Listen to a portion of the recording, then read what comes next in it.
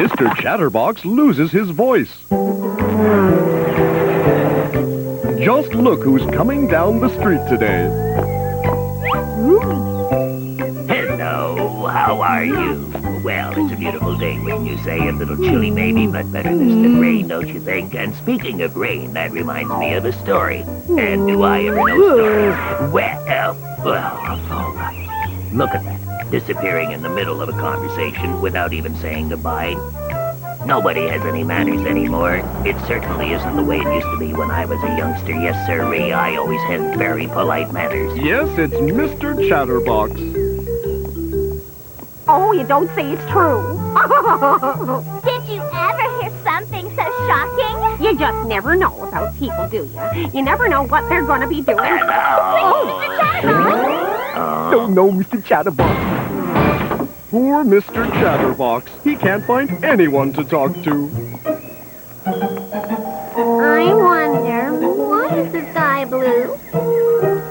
I wonder why leaves are green. Hello there, little Miss Curious. Isn't it a nice day? I wonder why people say hello. Well, that's just the way it is, little Miss Curious. It's a way of greeting people and wishing them a nice day. Some people shake hands, others kiss. I, for example, raise my hat. Why is your hat green? Well, you see, my father used to wear a green hat, my grandfather wore a green hat, and my great-grandfather wore a green hat before that. It's a long story and a very interesting one, too. I'd be happy to tell it to you over a cup of tea at my house. Why not? I don't know whether I told you or not, but I'm a tea expert. Yes, I'm familiar with over 100 varieties, and what's more, I have them all at my house. Those two will probably get along well. Yes, well, of course, you're probably wondering why. Mr. Chatterbox and Little Miss Curious have been talking all week, but by the end of the week...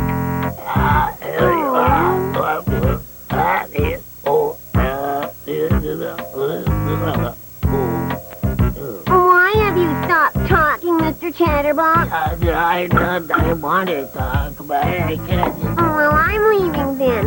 I'm not staying with someone who won't answer my questions.